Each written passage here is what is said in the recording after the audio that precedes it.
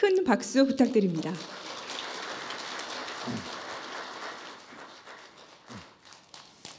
여러분 안녕하세요. 네, 오늘 토요일 아닌가요? 근데 토요일 오후인데 어떻게 이렇게 여유로우신가요? 저는 오늘 토요일 오후라 한 몇십 분 정도 이렇게 오실 줄 알았는데 많이 오셨네요. 저는 지금 소개받은 대로 건양대학교인데요. 건양대학교 김문준 교수입니다. 저희 대학은 논산에 있어요. 그 혹시 남자분들께서는 혹시 군대 입대하실 때 논산으로 혹시 입대하신 분 있어요? 예, 한 분밖에, 두 분. 네. 그러니까 거기가 연무대잖아요. 그래서 제가 논산에 있는 건양대다 그러니까 논산에 대학교가 두 개입니까? 이렇게 물어보시는 분들도 있어요. 오늘 제가 말씀드릴 주제는 율곡 이희 선생입니다. 아마 우리 조선이 선비의 나라라 그랬을 때 그 가운데서도 가장 우리에게 친숙한 분이 이제 율곡 이희 선생이 아닌가 싶은데요. 근데 우리나라는 정말 좀 의아스럽게도 우리나라 대한민국 정부는 우리나라 지폐에 누구를 그려놨나요? 누구를 그려놨습니까? 이분이 누구예요? 고마워요. 태계 유황 선생이잖아요. 그리고 5,000원짜리에는 누가 그려져 계신가요? 율곡 이희 선생이 그려져 계시잖아요. 그런데 우리나라에서는 대학교를 졸업해도 저분들이 무엇을 했고 왜 위대한지를 잘 말을 못해요.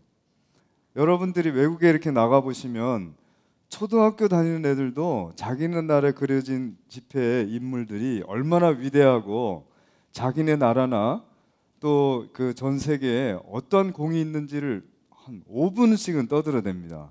근데 우리나라는 대학을 졸업해도 저분들이 왜 위대한지, 왜 전 세계에 자랑할 만한 사람인지를 잘 말을 못해요. 그래서 오늘 제가 말씀드릴 내용은 왜 저분들이 우리가 훌륭한 분들인지, 우리가 잊어서는 안 되는 분들인지, 그리고 외국에 우리가 자랑할 만한 분들인지 그런 이야기들을 하겠습니다. 우리 율곡 선생이 엄청 우리에게 이제 친숙하신 이유는 이분이 여러 우리 이야기들을 통해서 우리에게 굉장히 가깝게 다가온 얘기들이 많이 또 전해지는데 엄청난 신동으로 유명하잖아요. 율곡 선생 하면 항상 따라다니는 게 구도장원이에요. 구도라고 하는 것은 9번 장원했다는 뜻인데 다시 말하면 시험만 보면 합격이냐 불합격이냐를 걱정하는 게 아니라 늘 수석을 하신 거예요. 13살 때부터 29살 때까지 시험을 봤는데 다 장원을 하셨어요. 그러니까 이분은 정말 참 대부분의 사람을 주눅들게 하는 사람이에요. 그리고 또 한 가지는 이분이 항상 따르는 게 또 10만 양병설이 또 따라다녀요. 우리나라는 사실 조선시대 때 두 개의 큰 전쟁을 치르는데 하나는 임진왜란이고 하나는 병자호란입니다. 임진왜란은 부산 동네에서부터 그리고 평양까지 완전히 그냥 싹 초토화가 되는 전쟁이었어요. 당시 일본군은 세계 최강의 부대였고 조선은 전혀 200~300년 동안 전쟁을 하지 않았던 나라이기 때문에 전혀 그런 대비가 없었어요. 또 병자호란은 의주에서부터 이 경기도까지 또 초토화가 됐어요. 그러니 사실 조선은 그때 사실 어쩌면 망했을지도 모르는 그런 국가인데 살아남아서 전 세계에서 유례를 찾을 수 없을 만큼 오랫동안 왕조를 유지한 국가입니다. 도대체 그런 힘은 도대체 뭘까 하는 거예요. 그리고 그런 힘들이 과연 우리나라가 앞으로 잘 살아가는 데도 도움이 될까 하는 거예요. 저 10만 양병설을 주장한 것을 어떤 사람들은 그거 율곡 선생이 언제 그런 말을 했어? 이렇게 얘기하는 사람도 있지만 그건 별로 중요한 말은 아닐 거라고 생각합니다. 율곡 선생님은 이조판서도 역임하시고 병조판서도 역임하시고 오늘날로 치면은 내무부 장관과 국방부 장관을 역임하셨어요. 그러니까 그 당시의 정황에 대해서 너무나 잘 알고 있는 분이었고 그런 준비를 해야 된다. 근데 임진왜란이 끝나니까 율곡 선생이 임진왜란 시작되기 전에 10년 전에 돌아가셨거든요. 그러니까 율곡 선생님이 더 오래 사셨으면 아 좋았을 텐데 하는 그런 아쉬운 얘기도 많이 있지만, 그래서 마치 우리 강의 제목처럼 무슨 신비스러운 예언자처럼 이렇게 생각하는 분들도 있는데, 율곡 선생님의 관련 글을 꼼꼼히 읽어보면 그런 어떤 신비스러운 예언가나 이런 게 아니라 정말로 정황에 대해서 성실하게 그 꼼꼼하게 살피고 대비를 하는 그런 분이었다는 걸 알 수 있습니다. 보통 그 다음에 이제 또 우리 그 율곡 선생님만 항상 그 따라다니는 게 또 지금 5만 원짜리 지폐에 그려진 그 사임당 신씨가 또 됩니다. 떠오르죠. 그래서 그런 그 모자가 그 한국의 지폐에 이렇게 들어오는 굉장한 그 우리에게 이제 친숙하게 된 그런 내용입니다만, 원래 율곡 선생 그러면 강릉에서는 이제 율곡제도 하고 그래서 강릉 사람인 것처럼 얘기를 하는데, 실제로 태어난 게 이제 강릉에서 태어나셨죠. 근데 원래 이분의 고향은 경기도 파주입니다. 경기도 파주에 가면 자운서원이 있는데, 이 자운서원이 바로 이제 율곡 선생님을 주양으로 하는 서원인데요. 원래 이제 율곡 선생님의 아버님이 장가를 어디로 갔냐면 강릉에 있는 그 신시로 장가를 갔어요. 그리고 우리가 이제 잘못 아는 거는 그 혼인을 하면 여자가 즉각 이제 시집으로 오는 걸로 이렇게 돼 있는데, 그렇게 된 역사는 오래되지가 않았어요. 임진왜란 전에는 특히 남자가 이제 장가를 가면 그 정말 장가를 가는 겁니다. 자기 처가 집에 가는 거예요. 자기 처가 집에 가서, 그래서 옛날에는 그 사회는 백년지 대객이라고 그러는데 아주 큰 손님이라고 그러는데, 사위가 한번 가면 처가에서는 엄청 큰 대접을 해야 되는 겁니다. 근데 거기를 가셨는데, 거기서 이제 율곡 선생 그리고 그 위에 형들도 다 거기서 나셨고, 거기 태어나신 곳이 그 여기 그 강릉에 그 오죽헌이라는 곳인데, 오죽이란 말은 왜 붙여진지 아시죠? 오죽이라는 것은 까마귀 오자인데 까만 대라고 해서 오죽 오죽헌 바로 뒤에 이제 그 오죽이 이제 자생하고 있어서 오죽헌이라고 그랬는데, 바로 그 오죽헌의 한쪽 편 방이 그 율곡 선생 태어나신 방이에요. 근데 사임당 신씨가 이제 꿈을 꿀 때 큰 흑룡이 그 동해에서 와서 자기에게 서리는 걸 보고 낳았다 그래서, 원래 율곡 선생님 초명은 볼현자 용룡자에서 현룡이었습니다. 근데 이제 그 강릉에서 그렇게 태어나셔서 사임당 선생이 37살이 돼서야 처음으로 이제 자기 시집으로 경기도 파주로 가세요. 그때 이제 대관령 넘는데 거기 이제 시비도 있죠. 이제 내가 일 넘어가면 내가 언제 다시 우리 어머니 만나러 강릉에 다시 오나 하는 시비도 있어요. 그러니까 그때서야 이제 비로소 율곡 선생이 자신의 고향으로 가는 거죠. 그때까지 이제 외할머니한테 엄청나게 크게 이제 사랑을 받고 자라신 것 같아요. 그러니까 율곡 선생님이 강릉 사람이냐? 맞아요. 근데 이제 경기도 사람이냐? 그것도 맞아요. 그러니까 강릉 사람이시기도 하고 파주 분이시기도 하세요. 그러면서 그때 파주에는 또 율곡 선생님만큼 큰 선생님이 한 분 계셨는데, 우계성원이라는 분이에요. 이분하고는 아주 정말 돌아가실 때까지 정치적으로나 학문적으로나 정말로 친구가 돼서 그 정말 잘 지냈던 그런 분이고, 또 그때 그 마을에 그 동네에 그 백인걸 선생이란 분이 나중에 은거하고 돌아오셨는데, 백인걸이란 분은 조광조 선생의 그 제자로서 큰 정치적 격변도 겪고 그러면서 이제 그 지역으로 오셨는데, 그분도 이제 율곡 선생님 만나요. 그러면서 이제 율곡 선생님이 공부도 열심히 했지만 그런 주변의 그런 상황으로 이제 성장을 하게 되는 겁니다. 근데 그 율곡 선생님 집은 크게 그렇게 현창했던 집은 아니었던 것 같아요. 할아버지는 출사를 안 하셨고, 아버지는 그렇게 이제 큰 직책을 맡지는 않으신 것 같고, 그래서 그렇게 이제 뭐 이렇게 크게 집안의 도움을 받고 그렇게 크게 출세하신 것 같지는 않고요. 그래서 그 가장 율곡 선생님에게 치명적인 일이 벌어졌는데 그게 16살 때 어머니가 돌아가셨어요. 자기 어머니에 대한 애정은 아마 굉장히 남달랐던 것 같아요. 지금 여기 오신 분들 다 아시다시피 세상에 지폐에 그려질 정도로 대단하신 어머니인데 학문이면 학문, 그림이면 그림, 인품이면 인품, 정말 대단하신 분이었는데 16살 때 돌아갔어요. 16살이면 한참 감수성이 예민한데 3년상을 꼬박 치르시고는 너무나 그것이 상심된 나머지 불교를 공부하셔요. 나중에 이제 이 일이 이제 굉장히 정치적인 문제까지도 되는데 그때 스님이 되겠다고 생각을 하셨던 것 같아요.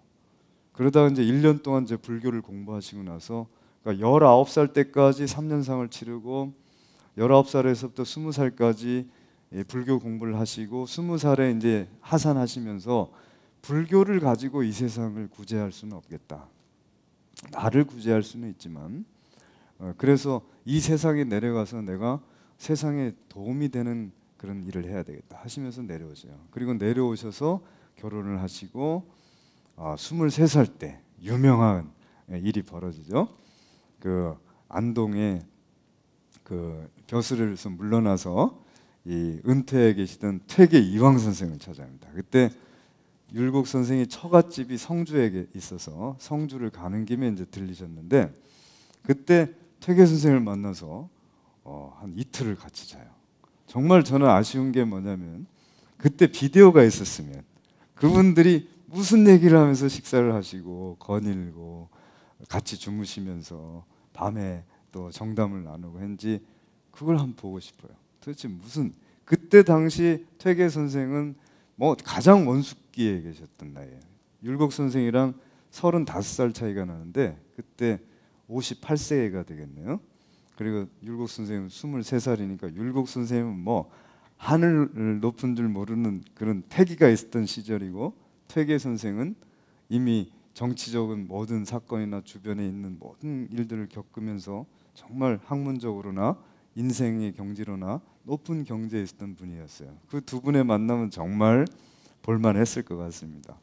그리고 이제 퇴계 선생을 만나고 돌아온 뒤에 계속 이제 학문에 전념하시고 29살 때 이제 아까 말씀드린 대로 과거에 이제 보셔서 이제 정계 진출을 하십니다.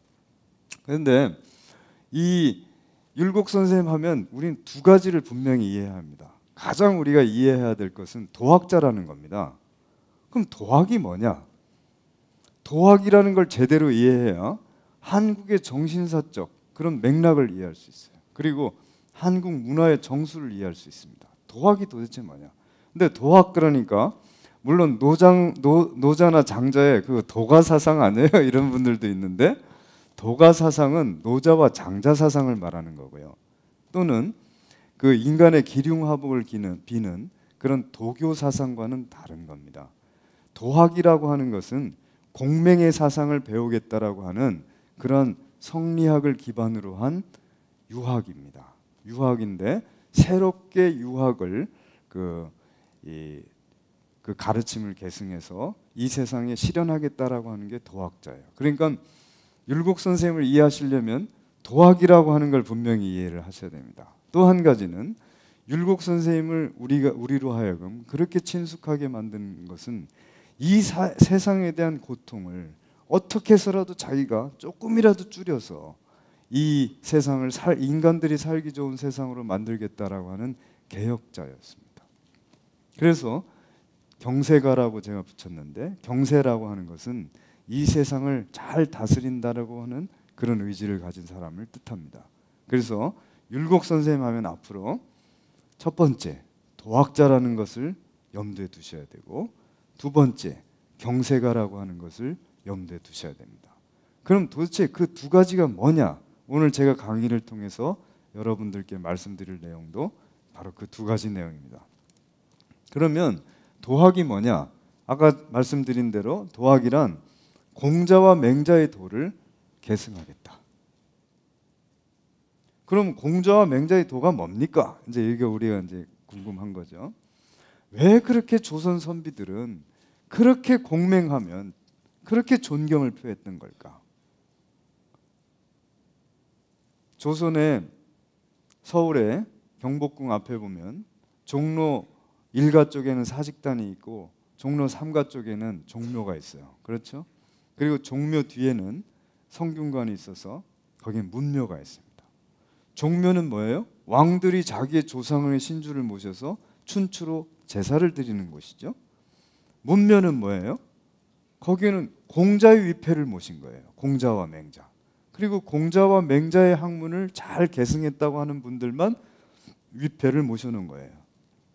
거기에는 옛날에는 수백 명의 위패를 모셨지만 지금은 딱 정리를 해서 공자와 그리고 공자 제자인 증자 그리고 그 안자, 증자 그리고 대학을 쓰신 자사 그리고 맹자 그리고 중국의 육현 가운데 여러 유학자들 가운데서 6분만 모셨고 그리고 18분의 한국 선현을 모셨어요. 거기에 왕이 가서 매년 봄, 가을로 가서 제사를 지내도록 했어요. 조상님께 제사를 지내는 것은 물론이고 당신이 앞으로 어떤 지표로 임금의 이 노릇을 해야 되는가를 매년 한국의 선비들은 왕들로 하여금 거기 문묘에 가서 제사를 지내게 함으로써 확인을 시켜주려고 했던 거예요.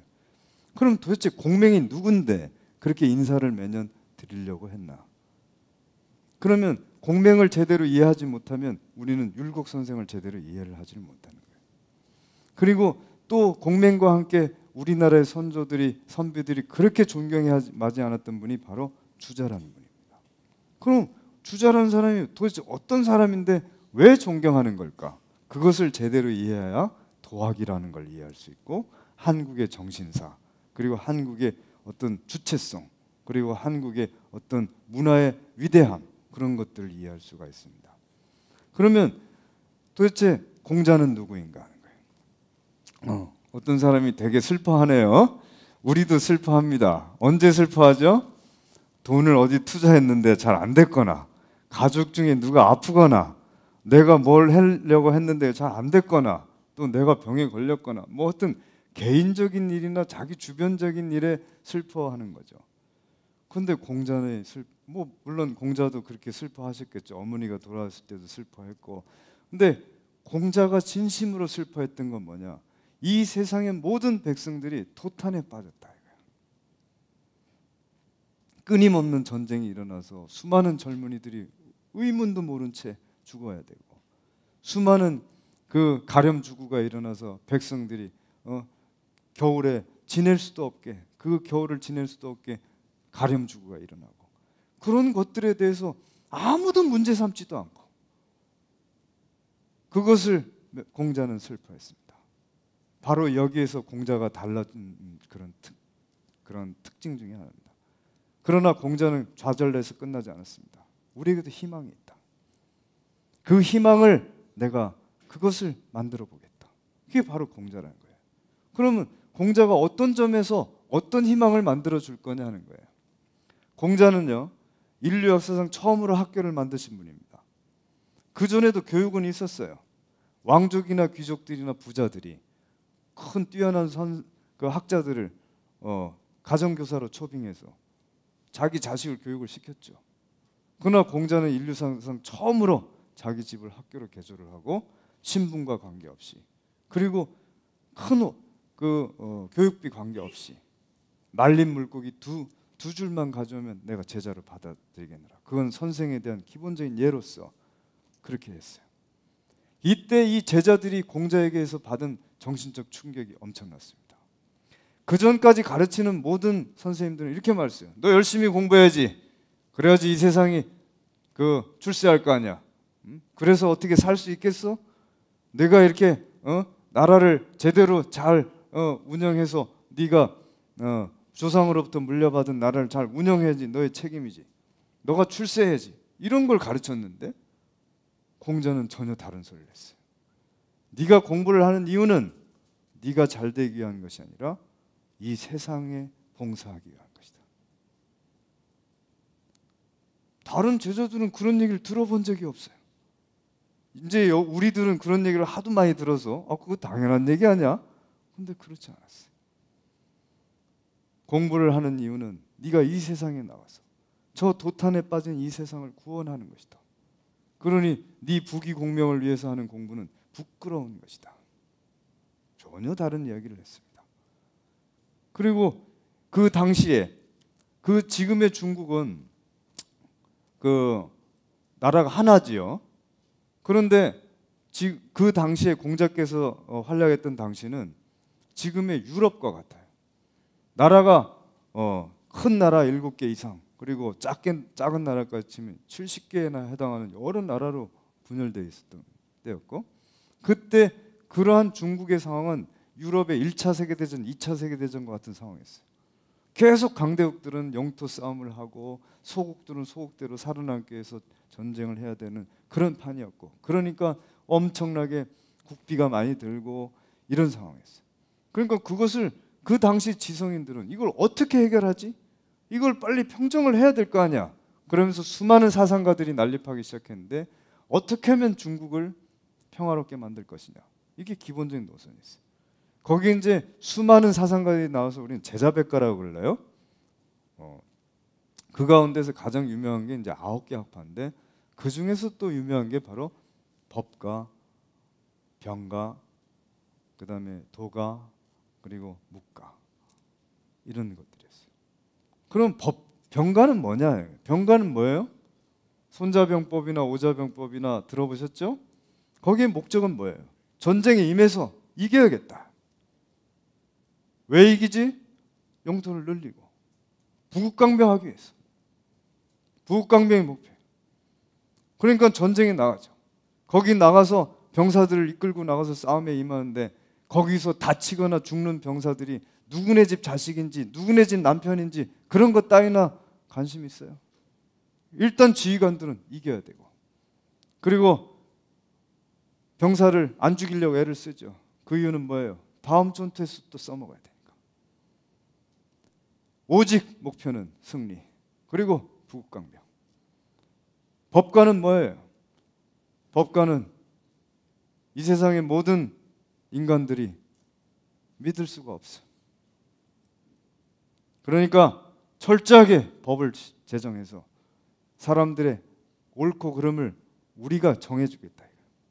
그리고 그것을 안 지키면 가혹한 벌을 내리고, 지키면 상을 줘서 마치 동물을 길들이듯이 사람들을 길들이겠다. 그래서 법가의 사상가들은 왕들을 찾아가서 그랬어요. 나에게 권력을 주시면 내가 당신이 오른쪽으로, 그럼 모든 국민들이 오른쪽으로, 왼쪽으로, 그러면 왼쪽으로 다 하게 만들어 드리겠습니다. 통치자 입장에서는 얼마나 좋습니까? 그 유능한 사람들이 저기서부터 무릎을 꿇고 와서 나한테 와서는 자기에게 권력을 나눠주시면 당신이 원하는 대로 부국강병을 해드리고, 당신이 원하는 대로 대대손손, 나의 대대손손 충성을 다하겠습니다. 얼마나 좋습니까? 병가나 법가는 사람을 어떻게 보는 겁니다. 어떻게 봅니까? 사람을 어떻게 보는 거예요? 철저하게 믿을 수 없는 것이라고 보는 겁니다. 믿을 수 없기 때문에 내가 통제력을 가야 된다, 이런 거예요. 법가의 기본적인 인간관이 뭐예요? 성악설입니다. 성악설이 뭐예요? 인간의 본성은 악하다요. 너무 어렵지요. 쉽게 말하자면 이렇습니다. 모든 인간의 본성은 자기에게 이익이 되면 얼마든지 서슴지 않고 한다. 걸려서 거기에서 얻어지는 몇 배 이상의 대가를 지불할 일이 전혀 없다면 언제든지 한다. 그러니까 모든 인간은 철저하게 감시하고 통제해야 한다. 인간을 자기 본성대로 했다가는, 본성이 뭐예요? 악하니까 본성대로 했다간 이 세상 난리 난다. 그러니 권력은 반드시 필요한 거고, 그 권력은 막강할수록 옳고, 그 권력을 단행해서 모든 국민들을 꼼짝없이 통제할수록 유능한 사람이죠. 그러니 병가나 법가는 인간 따위는 상관도 없어요. 인간이 어떤 생각을 가지고 어떤 인생을 살 건지는 상관없어요. 목표는 부국강병. 그리고 그 부국강병의 대가는 누가 갖는 거예요? 몇몇 소수인의 사람들. 도가는 뭐예요? 노자와 장자는 뭐죠? 노자와 장자는 뭐예요? 모든 이 세상의 똑똑한 엘리트들은 더 이상 권력의 부귀를 유지하려고나 하는 왕들 따위에게 가서 무릎 꿇고 그 사람들을 위해서 술수나 쓰고 그런 일을 대신이나 해주는 그런 일 따위 하지 말고 다 각자 자기 고향으로 돌아가라. 소국과민의 정책을 쓰자. 그래서 닭소리와 개소리가 나는 마을끼리도 서로 교통하지 마라. 서로 여기저기 가보면 더 좋은 걸 찾게 되고 더 많은 욕심이 일어나서 결국에는 누군가는 부귀를 추구하게 되고 그 일은 끝나지 않는다. 그래서 무정부주의자의 길을 택합니다. 묵가는 뭐예요? 묵가는 철저하게 의협심이 훨씬 더 대단한 사람들이었어요. 네 가족 내 가족 따지지 말고 네 부모 내 부모 따지지 말고 이 세상에 괴롭고 어려운 일은 어디든지 달려가서 어떻게 해서라도 해결해야 된다. 이렇게 말했어요. 공자나 맹자의 생각은 달랐습니다. 그렇지 않다. 묵자처럼 하면 금방 어떤 의협심이 있어서 어떻게 일이 해결될 것 같지만 쉽게 해결되지 않는다. 그런 방식은 오래 갈 수가 없다. 노자와 장자는 너무 이기적이다. 지금 당장 굶주리고 전쟁터가 나서 온 난리가 났는데 그래 전쟁하지 말고 나라 없애자 그러면 되냐? 너무 이기적이다. 거기에 대해서 병가나 법가는 뭐예요? 사람을 사람으로 대접하지 않아요. 제가 볼 때 정치 사상에는 크게 두 종류로 나눌 수 있다고 봐요. 하나는 먼저 이 나라를 어떤 나라로 만들 것이냐 부국강병을 추구하는 거예요. 그리고 나라에 대한 디자인을 합니다. 그리고 인간을 거기에다 맞춰놓는 거예요. 인간을 개조시키는 거죠. 하나는 그렇게 할 이유가 뭔데? 우리 하나하나가 잘 살기 위해서 하는 거 아니야? 그러면 인간이 누군지를 알아야지. 인간을 먼저 생각하고 그 인간이 잘 살 수 있는 나라를 디자인하는 겁니다. 거꾸로. 그 이전에 제자백가들은 어땠어요? 거꾸로 했어요. 먼저 나라를 디자인하고 사람을 맞췄어요. 공자와 맹자는 그래서는 오래가지 못한다. 인간의 본성에 맞는 가족, 사회, 국가를 만들어야지. 그래서 공자와 맹자의 다른 사상과 다른 점은 인간에 주목했다는 겁니다. 과연 인간이 어떻게 행복하게 살지? 이렇게 생각한 거예요. 그래서 이분들이 들고 나온 게 뭐예요? 공자가 그 세상을 평화롭게 만들기 위해서 두 가지의 캐치프레이즈를 들고 나왔죠. 하나는 어질인자, 하나는 예돈예자, 인과 예. 그럼 인이 뭡니까? 우리나라 선조들은 정말 멋지게 번역했어요. 노노에는 인은 애야라 이래서 공자가 설명했는데 사랑이야 그랬는데 우리 선조들께서는 사랑인 이렇게 번역 안 하고 어질인 그랬어요. 정말로 멋진 번역을 했던 것 같아요. 그러면 인간이 왜 어지냐 이거예요. 왜 그런 얘기를 공자가 지금부터 2000 수백 년 전에 했냐 이거예요. 지금이나 되니까 우리가 지금 이렇게 자유와 평등의 시대에서 살고 있지만 2500년 전에는 어땠을까요, 이 세상이? 만약에 제가 왕이라면 나는 여러분들이 상상할 수도 없는 생활을 합니다. 나는 내가 평생 태어나서 지금까지 내가 내 손으로 신발을 신어본 적이 없어요. 여러분들은 대부분 다 글자도 모르는 무식한 사람들이고 이 세계가 어떻게 돌아가는지도 몰라요. 보통 농부들은 사방 십리를 평생 벗어날 수가 없어요. 사방 4km를 벗어나게 되면 그 다음날 일을 할 수가 없잖아요. 평생 글자도 몰라. 평생 땅에 긴박해서 살아야 돼. 그리고 대부분 제대로 잘 먹거나 제대로 교육받지 못했어. 옷도 대부분 후질구네. 그러나 나는 어렸을 때부터 최대의 대접을 받았고 가장 영양가 있는 음식들만 먹었고 상상할 수도 없는 음식들을 먹었고 내가 아침에 일어나서 잘 때까지 난 한 번도 내가 양말을 신거나 옷을 입어본 적이 없어. 내가 나가려면 누군가는 신발을 대량 입고 내가 어떤 일을 한다면 누군가가 다 뒷단도리를 했어. 내가 만나는 사람들은 다 고관대작의 자제들이거나 그리고 고관대작들이거나 그래서 내가 점심을 먹거나 저녁을 먹으면서 하는 말들이 그 다음날 정책으로 발표가 되고 그런 사람이에요. 근데 내가 너네들이랑 뭐가 같냐고. 공자가 말했어요. 모든 사람들을 인간으로 대접하는 나라를 만들어야 된다고. 그러니까 당시 통치자가 물었습니다. 내가 왜 그래야 되는데? 니네가 나를 서빙해야지. 내가 왜 니네를 서빙해야 되는데? 도대체 들어본 적이 없는 말을 하는 거예요. 내가 왜 니네를 나처럼 대접해야 되는데? 말해보세요. 공자의 위대한 점 바로 그겁니다. 그 얘기를 했다는 거예요. 그래서 들고 나온 게 어질인자입니다. 모든 사람들은 본성은 어질다. 그러니 어질게 대접받아야 한다.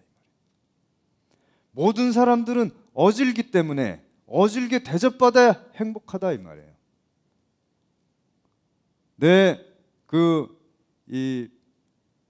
이런 예를 들어보면 어떨까? 만약 장미는 햇빛을 좋아하죠. 그렇죠? 그 햇빛 있는 데서 키워야 돼. 그리고 거름진 땅과 적절한 물을 줘야지 잘 자라서 가지도 뻗고 꽃도 이만하게 열리고 향기도 엄청나게 멀리까지 갈 수 있잖아요. 근데 그런 장미를 건물 뒤편에 햇빛도 안 들어오는 데다가 심어놓고 물도 안 주고 모래땅 같은 데다 심어놓으면 당연히 장미는 무슨 꼬질꼬질 이렇게 나와서 꽃도 요만하게 열리고 향기도 별로 없는 꽃을 피겠죠. 사람들이 그걸 보고 장미는 원래 저래.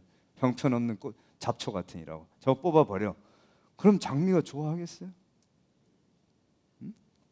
난초를 잘 키운답시고 식물이니까 뜨뜻한 따끈한 햇볕에 내야지 하면서 맨날 햇볕에다 볕에다 내놓고 맨날 물을 주고 열심히 주면 난초가 잘 자랍니까? 자기 욕심으로 대한 거죠. 그럼 난초가 죽지. 그러면서 내가 이렇게 잘 보살폈는데도 죽고 그래 형편없는 난초 같으니. 그럼 난초가 좋아하냐고. 통치자들이 그랬습니다. 모든 인간은 어질다고. 그래서 어질게 대접받아야 한다고. 네가 거기 있는 이유는 모든 사람들을 어질게 대접하는 사회를 만들기 위한 것이다. 모든 사람들이 너한테 서빙을 하는 그런 대접을 받을 자리가 아니고 너야말로 모든 사람들에게 어질게 대접해야 되는 자리에 있는 거라고. 그 책임을 져야 된다고. 그렇게 말한 거예요. 그 어질게 대하는 것, 그리고 그러한 관계로 인간관계를 하는 것이 바로 예예요. 예라고 하면 무슨 제사상을 뭐 어떻게 해야 됩니까? 뭐 남존여비가 어떻고 적서차별이 어떻고 그런데 예의 본질은 어진 관계로 인간을 대한다. 그게 무슨 말이냐? 동물의 사회는 어때요? 동물의 사회는 뭐죠? 힘이 지배합니다. 힘센 놈이 힘없는 놈을 잡아먹거나 뺏어먹죠. 공자가 생각할 때는 그런 세상은 끝나야 한다고 보았습니다. 거꾸로 힘이 있는 자가 힘 없는 자를 지배하는 세상이 아니라 힘이 있는 자가 힘 없는 사람에게 봉사해야 되는 세상. 그게 바로 예입니다. 왜 버스에 올라탄 먼저 자리를 차지한 젊은이들이 왜 노인들에게 자리를 양보해야 됩니까? 이미 내가 먼저 타서 앉았고 이건 나의 권리인데 노인은 나보다 한 주먹거리도 안 되는데 내가 왜 그 사람한테 자리를 양보해야 되냐고요. 그것은 바로 네가 짐승이 아니기 때문이에요. 너는 어진 본성을 태어났고 너는 어질게 대접받아야 되며 그리고 너는 그렇게 살아야 되고 그렇게 다른 사람을 대해야 한다. 이것이 예의 질서입니다. 당시의 법의 질서나 병가의 군율과 같은 그런 것이 아니라 예의 질서로서 이 세상을 재편해 보겠다는 거예요. 임금이라고 자기 마음대로 하고 아무리 주먹이 세다고 해서 자기 마음대로 하고 안 된다. 그럴수록 자기보다 힘이 없는 사람을 위해서 봉사하는 사람을 길러내지 않으면 안 된다. 이게 공자가 들고 나온 두 가지 인과 예라는 캐치프레이즈였어요. 그 뒤에 200여 년이나 지난 뒤에 모든 사람들이 공자를 잊어갈 때 맹자라는 사람이 드러나서 나는 공자를 사숙하노라. 그러면서 들고 나온 캐치프레이즈가 뭐죠? 두 가지입니다. 역시 하나는 성선 그리고 하나는 왕도주의. 성선이란 뭐냐? 우리가 보통 고등학교 다닐 때 교과서에 성선론과 성악설이 나와서 성선과 성악이 어떠냐 이렇게 말을 하는데 무슨 테이블 위에 앉아서 티타임에서 나는 무슨 잡담거리나 생각하지만 육아는 그게 아닙니다. 만약에 인간의 본성을 선하지 않다고 한다면 어떤 일이 벌어지는 겁니까? 성악설은 모든 독재자들에게 복음과 같은 겁니다. 너희들은 자유를 주면 안 돼. 언제 어느 때건 너희가 자유를 주면 언제나 너의 이익 때문에 다른 사람들에게 피해를 가든 속상하게 하든 할 거야. 그러니까 강력한 통제가 필요해. 이런 겁니다. 그러나 공자와 맹자의 생각은 달랐습니다. 인간의 본성은 선하다 이거야. 당시도 그렇고 지금도 그렇습니다. 인간의 본성이 착하다고요? 못 믿겠습니다. 인간의 본성이 뭐가 착합니까? 인간의 사람들을 보세요. 약한 사람들에게 함부로 주먹을 휘두르고, 권력이 있으면 권력을 휘두르고. 요새 보니까 버스에 자리도 양보를 안 하잖아요. 젊은 애들이 컨닝하고 탈세하고. 뭐가 착합니까? 부모한테 대들고 문꽝 닫고 들어가서 말대꾸도 안 하고. 뭐가 착한데요? 속 뒤집어지는데요. 이런다고요. 바로 그것은 독재자들에게 좋은 이야기죠. 맞아. 인간은 믿을 수가 없어. 개돼지와 같아. 그러니 개돼지처럼 취급해야 되지 않겠어? 그러니 저것들을 내비두면 기어오를 거고 철저하게 통제해야지. 그러면서 그럴 수 있는 능력자들이 와서 무릎을 꿇으면서 대대손손 자기와 자기 후손에게 충성을 다한다니 얼마나 이뻐요. 당연히 나라도 아니 여러분이라도 공명을 내가 내 조정에 두겠습니까? 수상이나 장관에 임명하겠습니까? 안 하지요. 당연히 공명의 제자들은 취직을 못했습니다. 출세도 못했어요. 당연히 법가나 병가가 출세를 하죠. 그런 가운데 그 공명의 시기가 지나고 중국 역사는 또 다시 분열되고 내전이 벌어지고 통합되고 하는 과정을 천여 년 이상 겪습니다. 그리고 중국 역사상 가장 최약체였던 국가인 송나라가 나옵니다. 이 송나라는 원래 중국인들의 본래 영토였던 그 황하 유역을 다 북방 민족에게 뺏기고 그 양자강 유역으로 밀려난 국가예요. 그때 당시 중국의 지성인들은 생각했죠. 이 나라가 왜 이렇게 된 거야? 왜 이렇게 백전백패하는 거야? 이유가 뭐지? 어떻게 하면 이 나라를 다시 재생시킬 수 있을까? 당연히 제정신인 지성인들은 그랬겠죠. 그때 당시 송나라에서는 외적과 쳐들어와서 군대를 보내면 이랬어요. 다 군대를 갈 놈들은 다 이렇게 모아보면 다 어중이 떠중이 같은 놈만 모이고, 거기는 요새처럼 차가 있어요, 배가 있어요. 걸어가야 된다고요. 수말리를. 그 어정 가보면 다 형편없는 놈 자제들만 와 있고 유력자들 자제는 다 하나도 없고, 중간에서 위에서부터 다 군비를 다 빼먹어가지고 제대로 군복도 없고 무기도 없는 형편없이 오합지졸같이 가니 어떻게 전쟁이 이깁니까? 유력자들은 그만큼 빼먹는 것을 자기의 능력이라고 생각하고, 니네 못하잖아, 난 할 수 있어. 그걸 자랑스럽게 생각하고, 다 모든 요직을 독차지하면서 세력을 만들고, 그런 사람들일수록 자기를 만나는 사람들이 어떤 사람이길 바래요?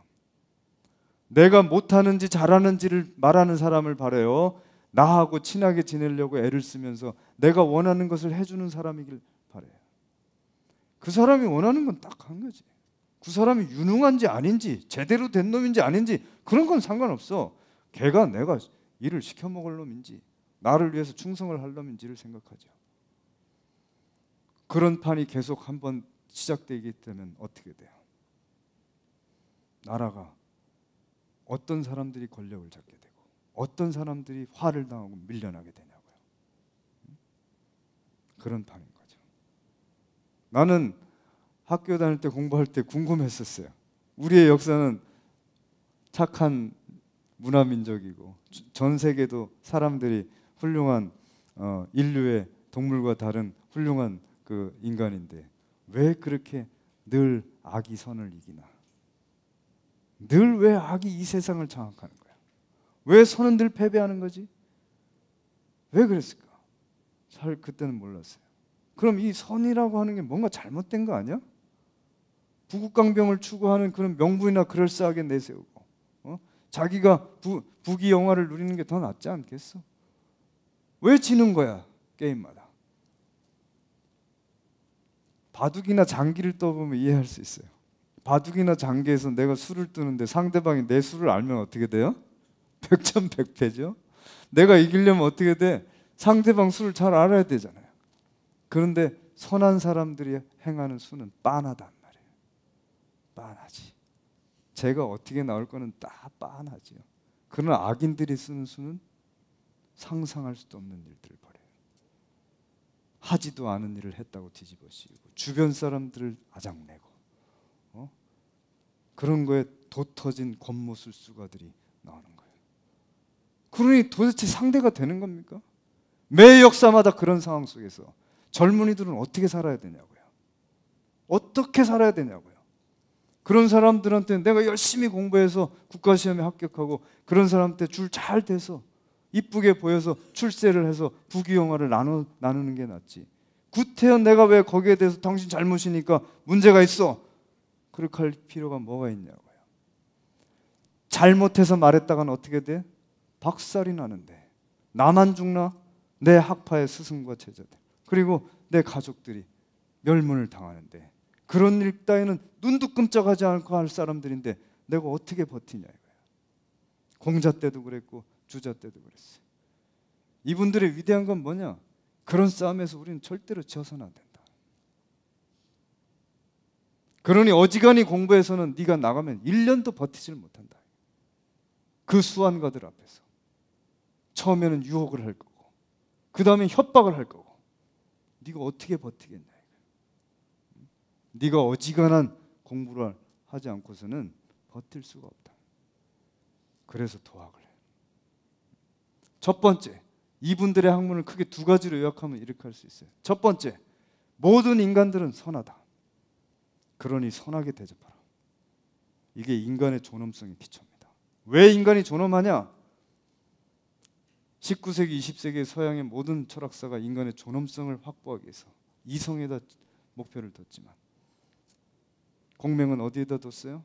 인간의 본성은 선하다. 그러니 그 본성대로 하라. 내가 때로는 나보다 힘이 없는 놈을 두들겨 팰 수도 있고 나를 욕하는 놈한테 가서 내가 또 두들겨 팰 수도 있고 부모한테 못되게 할 수도 있죠. 공명은 분명히 확신했습니다. 그것은 인간의 본질적 사태가 아니라고. 걔가 그때 화가 났거나 뭐가 문제가 있었기 때문에 그렇게 한 거지. 그리고 나서 그때는 통쾌할 줄 모르지만 시간이 지나면 후회를 한다.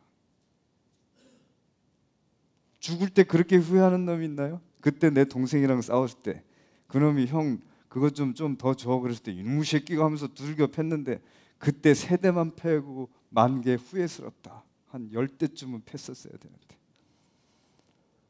그 아들 녀석이 나랑 밥을 먹을 때 아버지 뭐뭐뭐뭐 그랬을 때 이놈의 새끼가 하면서 뺨대기 한 대 때렸을 때 그 정도로서는 너무 약했는데 아쉽다. 그냥 엎어놓고 밟을 걸. 그러고 죽냐고요. 한 명도 그렇게 하지 않는다.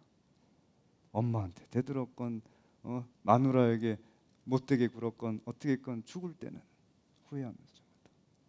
죽을 때는 어떤 누구도 야 내가 평생 살면서 37억밖에 못 모아서 너무 억울하다. 50억은 만들어 놓고 죽었어야 되는데 한 놈도 없다 이거야. 그때 내가 왜 그랬을까? 동생이 그랬을 때 형 10개만 줘 그러면 아니야 인마 20개는 가져야지. 아빠 왜 그랬어요? 그래 내가 미안하다. 마누라한테 부모한테 그랬을 걸. 그러고 죽는다는 거예요. 바로 공명이 주목한 건 그거였습니다. 너는 왜 그걸 모르니?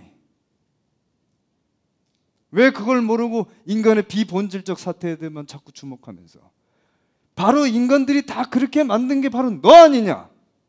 쓸데없는 전쟁을 벌이고 가렴 죽을 일 쌓고 큰 궁궐을 짓고 그러라고 사람들이 자기 본성대로 살 수 있는 토전을 다 없애놓고 왜 사람들 보고 서로 다 악다구니처럼 살 수밖에 없는 상황을 만들어놓고 그 책임을 걔한테 돌리니? 그늘에다 심어놓은 장미를 보고 왜 장미는 저래? 그게 인간에게 할 도리가 아니다. 그러니 통치자는 인간의 본성이 선하다는 것을 확신해야 한다. 어떤 경우에도 인간에 대한 본성이 제대로 발현하도록 하는 것이 너의 임무라는 거야. 모든 인간은 존엄하다. 왜? 모든 인간은 선하고 어질기 때문에. 그러니까 뭐예요? 그분들에게 있어서 성선설에 대해서 조금이라도 의심할 기미가 있거나 반대하는 것은 뭐예요? 사문난적이에요. 그건 도저히 용납할 수 없는 거예요. 그건 뭐지? 독재의 씨앗이니까. 그냥 티테이블에 앉아서 성선하라고 생각해, 성악이라고 생각해, 그런 문제가 아니라. 두 번째는 뭐냐? 이 세상의 모든 사람들이 선하게 대접받을 수 있도록 봉사하라. 그런 세상을 만드는데 조금이라도 기여하라. 이게 유학사상의 크게 두 가지입니다. 바로 이 두 가지 점 때문에 한국의 수많은 선비들은 공맹과 주자, 우리의 스승, 우리는 그들의 정신으로 정치를 하고 그들의 정신으로 교육을 하고 그들의 정신으로 이 세상을 만들어가는 세상을 만들겠다. 죽고 나서 극락과 천당에 가는 게 아니라 바로 지금 여기에 이 세상을 그렇게 만들겠다. 그게 그분들의 비전이었고 꿈이었습니다. 바로 이것이 바로 한국의 정신사였고 선비의 정신이고 바로 이런 것을 도학이라고 하는 거예요. 그 도학 정신을 저는 뭐 다른 분들은 많이 이렇게 저렇게 정리를 하는데 저는 조낭청패의 정신이다 이렇게 요약을 했습니다. 좀 어려운 말이긴 합니다만은 그러면 저기서 조는 높일 존자죠. 왕은 왕이라는 뜻이고 왕도 왕이고 그다음에 천은 천하게 본다라는 거고 그다음에 그 패는 패도라는 뜻입니다. 그러니까 왕도를 높이고 패도를 낮춘다는 말이에요. 좀 어려운 말이긴 하잖아요. 그 누구는 묘비병에 이렇게 써놨다고 그러더라고요. 나는 죽으면서 친구를 사랑하고 적을 미워하노라 이렇게 써놨대요. 근데 조낭천패의 정신은 뭐냐면 왕도를 높이고 패도를 천하게 여기노라 이런 뜻입니다. 그럼 왕도가 뭐고 패도가 뭐냐는 거예요. 지금 제가 아까 전반전에 좀 말씀을 드렸습니다만은 패도란 이력가인하는 자입니다. 이는 써이자 힘력자, 힘을 쓰는 자입니다. 그러면서 속일까 자 어질인 자, 어진 척 속이는 자입니다. 그럼 힘은 뭐냐? 가장 저질적인 힘이 주먹의 힘이죠. 주먹으로 약한 사람을 때리는 겁니다. 그 다음에 돈의 힘을 쓰는 거죠. 그 다음에 권력의 힘을 쓰는 겁니다. 그러면서도 어진 채 가장하는 거예요. 아 우리가 남이냐? 내가 다 봐줄게. 그게 패도라는 겁니다. 자기의 본심을 어그러뜨리고 다른 사람의 본심을 어그러뜨리고 자기나 다른 사람의 다 개돼지로 취급하는 것. 그러니까 더 중요한 건 뭐죠? 힘입니다. 항상. 왕도는 뭐냐? 이덕복인 하는 자입니다. 덕을 행해서 다른 사람으로 하여금 복종케 하는 것. 덕이란 뭐냐? 덕이란 도대체 뭐냐? 그게 바로 공명의 도고 도학이라고 하는 겁니다. 좀 어려운 좀 얘기가 나왔는데요. 보통 여기에 덕이라고 덕이 있잖아요. 아까 제가 말씀드린 대로 유학 사상의 가장 핵심적인 사상이 뭐냐? 그럼 인이라고 서슴지 않고 말씀하셔도 됩니다. 그러면 인이 어디서 왔냐? 그것은 바로 인간의 덕이죠. 그 덕은 누가 줬지? 천생덕어여라고 하늘이 나에게 주었다 그랬습니다. 그럼 그 하늘이 누구지? 상제인가? 공자 이전에는 상제라고 생각했습니다. 공자는 그걸 반대했습니다. 공자는 하늘은 그냥 도일 뿐이다. 이름일량하는 도일 뿐이다. 낮과 밤이 바뀌고 봄, 여름, 가을, 겨울이 바뀌는 도를 의미하는 것이다. 그래서 천도 혹은 천리라고 말하는 것이다. 그 천도와 천리를 제대로 알아야 그 이 하늘의 이치가 어떻게 돌아가는 줄 알고 이 세상이 어떻게 돌아가는지를 이해할 수 있다. 그래서 공자께서는 돌아가시기 전에 끝까지 주역이라는 책을 손에서 놓지 않았습니다. 그래서 이 세상 사람들이 다 이 세상이 무정하다고 생각할 때 공자는 유정하다고 생각했고 그 유정한 이 세상의 우주 질서가 인간에게 100% 내재되어 있다고 생각했습니다. 그게 바로 공명의 확신이었습니다. 그리고 그것을 주자가 이어받았고 바로 우리의 퇴계율곡 선생과 같은 한국의 선비들이 이어받은 겁니다. 그래서 하늘에서부터 인간의 본성까지 천리는 곧 인성이고, 다시 말하면 인간의 하늘의 우주의 모든 이치는 인간의 본성과 같고, 다시 말하면 뭐냐, 이 세상의 하늘과 인간은 동등하다 이거예요. 정의학 교회장님이 나오셨네요. 네. 네.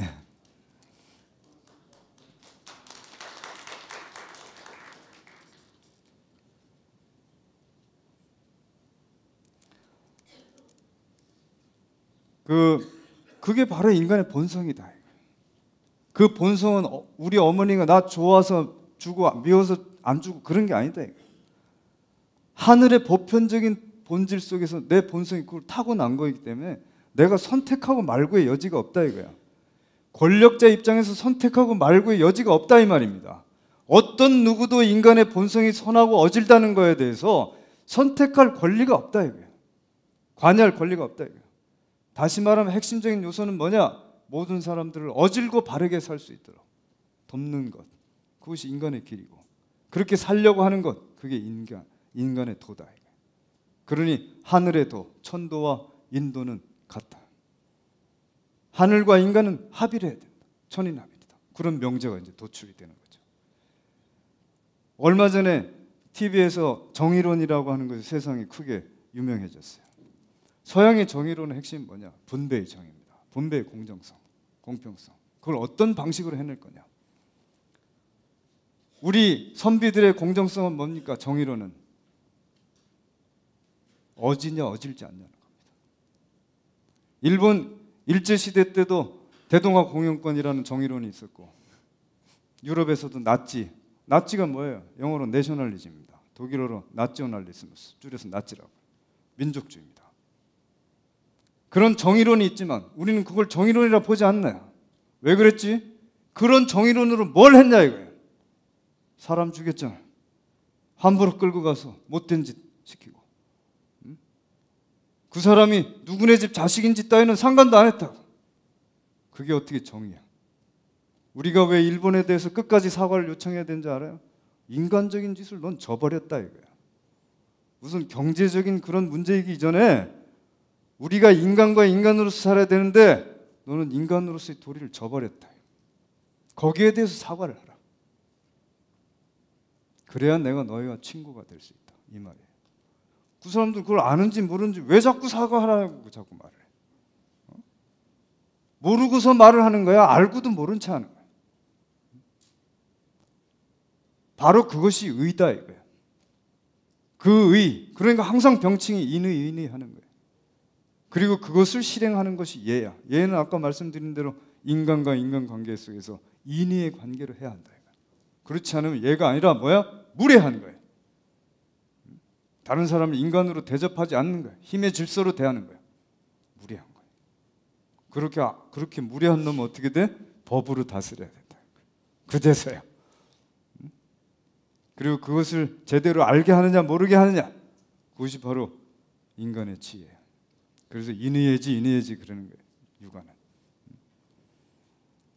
그래서 육아의 핵심은 다시 한번, 첫 번째, 모든 인간은 존엄하다. 왜? 모든 인간은 선하고 어지니까.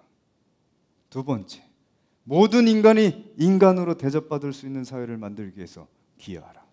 이것이 유학 사상의 수기침이고, 좀 더 연역하면 수신제가 지구평천하고 그런 거예요. 내가 무엇을 위해서 공부해야 되냐? 내가 무엇을 위해서 정치에 임해야 되고 남의 자식을 가르치는 교육에 임해야 되고 그래야 되냐? 바로 저걸 하기 위해서다. 그러니 이제 어떻게 됐어요? 국가의 방침이 분명해졌죠. 그렇죠? 인생의 방침이 분명해졌죠. 그렇죠? 가족의 방침이 분명해졌죠. 어떤 길로 가야 하는가? 이것을 같이 공유하고 그런 나라를 만들겠다. 그래서 말씀드린 대로 한국의 선비의 학문은 저렇게 크게 성리학, 예학, 춘추의리학으로 나눌 수 있는데 율곡 선생이 바로 저런 학문을 한 거예요. 성리학의 본질은 인간의 본성은 천리와 같다. 그것을 저버리게 하지 마라. 너희들은 인간의 본성을 믿지 못하겠지만, 너희들은 인간의 본성에 대해서 회의하고 악하다고 보겠지만, 그것은 네가 인간을 잘 모르고 하는 거야. 너희를 보고 인간은 믿을 수 없다 그렇게 말하지만, 그럼 나를 믿을 수 없어 해야지 왜 모든 인간은 믿을 수 없어 그래? 사람을 악하다고 하거나 믿을 수 없다고 하는 것은 사람을 칼로 하나 찔러 죽이는 것보다 더 나빠. 왜 그런지 아니? 사람이 본성대로 해야 행복한데 자기의 본성을 잘못 알고 있으면 본천적으로 인간으로서 살아갈 수 있는 행복을 너는 봉쇄하는 거야. 그러니 너는 다른 한두 사람 죽이는 것보다 더 나쁘지, 이런 말이에요. 그래서 조선시대에는요 수백 년 동안 사단 칠정론 논쟁이 벌어진 거예요. 그래서 수백 년 동안 인물성 동일론이 벌어진 거예요. 어떻게 하면 인간의 존엄성을 확보할 수 있을까? 어떻게 하면 다른 사람들이 조금이라도 거기에 대해서 반대를 못하게 할 수 있을까? 한국 사람들이 저걸 잘 모르는 거예요. 그건 여러분 잘못이 아니에요. 우리나라가 20세기 초에 전 세계적으로 근대화와 현대화로 치닫고 있을 때 우리나라는 남의 종살이부터 시작했어요. 일본 사람들은 생각했어요. 10년만 길들이면 이것들을 종으로 삼을 수 있다. 우리 대뿐만 아니라 내 자손만대 종으로 만들 수 있다. 그래서 어떻게 했어요? 순사들이 말을 타고 다녔어요. 한국 사람들 함부로 때리고, 이 추운 날 옷 다 벗기고 찬물 뒤집어 씌워서 돌바닥에서 잡았어요. 그러면 길들여질 거라고 생각했어요. 1919년도에 3.1운동이 터져서 깜짝 놀랐어요. 어떻게 된 거예요?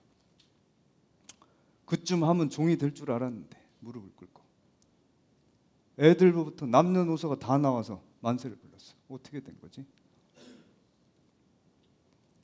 그때 주목을 한 게 영국입니다. 영국이 어때요? 산업혁명하기 전에 무슨 깡패와 같은 나라가 3,000년이 넘은 문명 국가를 가서 단 시일 안에 인도 사람들은 자기가 알아서 3등칸 열차로 가고 1등칸은 당연히 영국 사람들이 타는 거로 만들었잖아. 우와, 어떻게 저렇게 만들었지? 빨리 가서 배워. 핵심은 분명했어요. 자기의 역사를 부정하게 하라. 자기의 어머니 아버지를 그지같이 여기게 하라. 자기 할아버지를 그지같이 여기게 하라. 그럼 어떻게 돼? 자존심이 없어지지. 그럼 뭘 추구하게 되지? 현실만 보지. 그럼 뭐지? 부귀를 못 누리면 바보 같은 놈이고, 옳고 그름 따위를 따지는 거는 그지 같은 놈이고, 어떤 짓인지 서슴지 않고 할 수 있는 놈들을 만들어야 부귀를 좀 준다면 어떤 짓인지 할 거고, 그것도 말 안 들으면 엄정하게 가혹하게 다룸으로써 말을 들을 수 있을 텐데 그걸 없애려고. 그래서 그 다음에 한 게 뭐예요? 조선 성리학사를 세상에 주리론과 주기론으로 나눴어요. 조선 유림을 분열시켜라. 그래서 모든 가문의 족보를 찍어서 자기 가문 잘났다고 말하게 하라. 족보 찍는 돈을 줬어요. 그리고 학파를 양분했어요. 영남학파, 기호학파. 영남학파는 주리론, 기호학파는 주기론. 조선 유학사에서의 주리론과 주기론에 관한 연구가 바로 당시 경성제국대학교의 법문학부 교수였던 다카시 도로라는 사람이 나왔어요. 희대의 명저죠. 100년 동안 장악했으니까요. 어떤 누구도 거기에 대해서 의문을 제기하지 않았어요. 어떤 성리학자가 과연 주기론이 어디 있어요? 주기가 될까 봐 걱정을 하는 거지. 그렇지 않아요? 우리나라의 성리학은 모두 다 주리론입니다.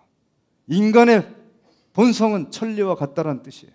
그러니 어떤 누구도 인간을 함부로 개돼지 취급할 권리가 없다. 네가 아무리 주먹이 세도, 네가 아무리 돈이 많아도, 아무리 많이 배웠어도 그럴 권리가 없다. 그것이 성리학의 핵심입니다. 그래서 어떻게 하면 착한 사람인데도 저런 못된 짓을 하지? 어떻게 하면 저 착한 사람인데도 저 좋은 사람이 때로는 저렇게 실수를 하는 걸까? 설명을 해야지요. 그걸 설명을 안 하면 자꾸 선생님 성선이라는 거 자꾸 의심되는데요. 그러니까요. 설명을 해야지. 엄청 집중적으로 해야죠. 그래서 조선의 성리학이 그렇게 꽃을 피웠던 겁니다. 이거는 중국의 성리학하고도 또 차원이 달라요. 우리의 한국의 성리학자는 철저히 인심, 인성이 선하다는 거에 치중을 했습니다. 그 다음에 보다시피 예학. 인간이 어떻게 하면 자기의 이기심이나 감정 때문에 자기의 인간다움을 저버리지 않고 인간과 인간으로서 대하게 할 수 있을까? 세 번째는 춘추의리학. 춘추의리학이 뭐예요? 바로 그가 나한테 이로운지 안 이로운지, 그가 나한테 도움을 줄 수 있는지 없는지, 나한테 해로움을 줄 수 있는지 이로움을 줄 수 있는지 그걸 보는 게 아니라 그가 과연 옳은가 그른가를 보겠다는 거예요. 그가 친구든 그가 왕이든 옳은지 그른지를 보겠다는 겁니다. 그런 것은 천하게 여기고 부귀를 추구하는 것은 천하게 여기고 인간의 본성이 선하고 어진 것을 추구하는 자는 존귀하게 여기고 이것이 바로 춘추의리학입니다. 그래서 조선에서는 그 수많은 사화가 벌어졌죠. 왕이라고 해도 그런 것은 왕으로 취급하지 않았어요. 권력자들에게 덤벼들었습니다. 무어, 갑자, 기묘, 을사 수없이 사화가 터졌죠. 그때마다 수없이 많은 선비들이 목숨을 잃었습니다. 왜 태계가 위대한지 아세요? 왜 태계가 위대한지 아세요? 왜 조광조가 위대하고 왜 정몽주가 위대한지 아세요? 왜 우리 조선은 정말 희한한 나라입니다. 조선 건국의 1등 공신이었던 정도전은 끝까지 문묘에 봉사하지 않았습니다. 반대했던 1등 반대자였던 정몽주 선생을 문묘에 올리고 역대 왕들에게 가서 인사를 하게 했어요. 아이러니죠. 왜 그랬어요? 정도전과 정몽주는 여러분도 잘 아시다시피 새로운 나라를 꿈꾸는데 동의했습니다. 정도전은 빨리 하기를 바랐어요. 기득권을 가진 사람들이 절대로 기득권을 놓지 않기 때문에 기득권을 놓게 호소할 시간이 없다. 그때 백성들은 너무 도탄에 빠진다. 즉각적으로 할 수 있도록 무장의 힘을 빌리죠. 정몽주는 반대했습니다. 바로 지금 우리가 그 방법을 쓴다면 앞으로도 계속 그런 방법을 쓰려는 사람들이 나올 거고 고려 말에 무신의 난이 계속된 것을 너는 보지를 못했네. 그것은 일시적인 방책일 뿐이지 오래 갈 수가 없다. 다만 지금 내가 원하는 대로 즉각적으로 일이 시행되지 않을지라도 천천히 장구적으로 갈 수 있도록 다지면서 가야지. 한번 내가 마음먹은 대로 뒤집고 젖고 하면 앞으로 후세를 기약할 수가 없다. 정도를 쓰지 않으면 아무리 내 목적이 좋다고 할지라도 책임질 수 없는 일이 벌어진다. 그리고 나서 바로 태조, 세종을 지나서 세조 때가 됐죠. 저는 세조의 잘못은 이루 말할 수 없이 크다고 봅니다. 세조는 정당하게 왕위가 될 수 없는 사람이었죠. 그 사람을 도와서 왕위를 옹립한 사람들은 누굽니까? 정의를 위해서 했습니까? 자기의 부귀 공명을 위해서 했습니까? 그런 사람들을 자기 측근에 두고 그렇지 않은 사람들을 죽이고 그 수많은 선비를 죽이면서 정권을 잡아서는 어떻게 했습니까? 이 나라가 마치 내 것 마냥 자기를 왕위에 옹립하는데 철저하게 충성을 했던 사람들을 엄청난 부귀를 나눠주고 자기 나라인 것처럼 전행을 했습니다. 그 뒤에 연산군이 나오고 세종 때 이후로 단 한 번도 세종 때만큼 국력을 회복한 적이 없어요. 조선은. 바로 거기에 선비들은 맞섰던 겁니다. 이 나라는 당신 게 아니라고. 당신이 그 자리에 있는 이유는 백성들을 인간답게 살게 하기 위한 책임을 져야 하는 거라고. 바로 그런 그 무서운 살얼음판에 조광조 선생이 나왔습니다. 지치주의라는 캐치프레이즈를 들고 나왔어요. 당신들의 전행을 내비둘 수가 없다. 그런데 어떻게 됐습니까? 기묘사화 때 또 완전히 박살이 났습니다. 그러니 그 당시에 젊은이들은 어떻게 해야 하냐고요. 내가 열심히 공부해서 이 세상에 나가서 내가 뭘 해야 됩니까? 권세가들에게 줄을 대는 게 훨씬 낫죠. 내가 뭐 잘났다고 옳으네 그러네 하겠습니까? 또 만약에 어중간한 게 아까 말씀드린 데처럼 어중간한 그런 확신을 가지고 나갔다간 1년도 못 돼서 깨질 텐데 제가 왜 그 길을 가야 됩니까? 선생님한테 묻겠죠. 그런 식의 태계가 다시 기치를 든 겁니다. 안 된다. 질 수가 없다. 왜 태계가 위대하냐? 바로 그렇습니다. 성리학했다고, 학문했다고, 학자라고, 유학자라고, 그게 아니에요. 질 수가 없다. 지금 당장은 안 되더라도 우리가 그런 사람들을 다 길러서, 그런 사람들이 정말 자기의 부귀 공명을 초계로 여기고 일반 백성들을 위해서 헌신할 수 있는 사람을 길러내야 되겠다. 그래서 퇴계 선생이 교육자인 겁니다. 그래서 교육에 치중을 하기 시작했어요. 그 퇴계 선생을 율곡 선생이 찾아가신 거고, 23살 때. 그리고 그 꿈을 이어받으려고 한 거죠. 그래서 율곡 선생이 정말 존경에 맞지 않으신 분은 바로 조광조 선생, 퇴계 선생. 제가 이런 이야기를 장황하게 하는 이유는 그것을 모르고서는 율곡을 알 수가 없습니다. 그분이 어떻게 인생을 살려고 했는지, 어떤 나라로 이 세상을 디자인하고 어떤 나라로 만들려고 했는지를 알 수가 없는 거예요. 그래서 그 뒤에 조광조 선생 이후에 서경덕 선생이나 화담 선생이나 퇴계 선생이나 율곡 선생이 나왔죠. 그러면서 그 뒤에 그 학통을 계승했습니다. 자, 이제 드디어 율곡 선생이 등장을 하시는 겁니다. 퇴계 선생이 그런 일이 벌어지고 나서 퇴계 선생도 어땠어요? 자기가 그렇게 존경에 맞지 않았던 둘째 형이 충청도 관찰사까지 하신 분이 상소를 올렸다가 매를 맞아가지고 그 귀향을 가시다가 길에서 죽었어요. 보통 사람 같으면 이 더러운 세상 내가 상종을 하나 봐라 하고 도가처럼 산속에 들어서 은거했을 겁니다. 아니면 어떻게 살 길을 한번 찾아볼까 했을 거예요. 퇴계는 그렇지 않았던 겁니다. 절대로 이 싸움에 질 수가 없다. 왜 율곡 선생이 퇴계 선생을 찾아간지 아시겠어요? 그냥 어떻게 이름난 사람 한번 얼굴이나 한번 볼까? 그게 아니었던 겁니다. 도대체 어떤 생각을 가졌길래 그렇게 할 수 있을까? 이분은 아까 말씀드린 대로 어머니가 돌아가시고 나서 3년상을 치르고 불가에 귀의했다가 세상을 구제하게 한다고 나왔단 말이에요. 그러니 누구를 찾아갔는가? 그걸 주목해야 된다는 겁니다. 권세가를 찾아갔나? 아니었어요. 그 모든 권력도 없는 시골에서 은거하고 있던 학자를 찾아갔습니다. 이게 바로 한국의 정신사예요. 이게 한국의 선비사라고. 이거를 그 사람들은 잘 알고 있었단 말이에요. 뭘 위해서 싸워야 되는가? 뭘 위해서 헌신해야 되는가? 그래서 율곡 선생님이 나왔죠. 참 단아하게 잘 그리신 것 같아요. 정말 학자이면서 그래서 제가 맨 처음에 말씀드렸던 대로 율곡 선생은 두 가지를 분명히 이해하셔야 됩니다. 그분은 누구지? 도학자다. 도학이 뭐지? 인간의 어진 본성을 확신하고 모든 인간이 어질게 살아갈 수 있도록 봉사하라고 하는 학문을 하신 거야. 아까 말씀드린 대로 일본 사람 이러길 바랬죠. 그게 아니라 퇴계 선생은 주립하고 율곡 선생은 주깁하고. 그래서 어떻게 했지? 당파 싸움에서 싸웠대야. 그걸 원하는 겁니다. 그래야 종으로 삼을 수 있거든요. 주체성도 없고 확신이 없어야지. 응? 만약에 그런 길로 가는 게 바보 멍청이같이 생각해야지. 응? 아무 가치도 없는 얘기로 수백 년간 공리공담이나 하고 싸웠다고 여기게 해야지. 응? 관직 생활에 약 20여 년간 있었는데 이분은 한 번도 자기가 출세를 하기 위해서 애쓴 적이 없습니다. 항상 자신이 맡았던 일에 최선을 다해서 그 일이 잘 되려고 했었죠. 그런 성실함을 가진 그런 분들을 우리나라는 사실 엄청나게 많이 배출했습니다.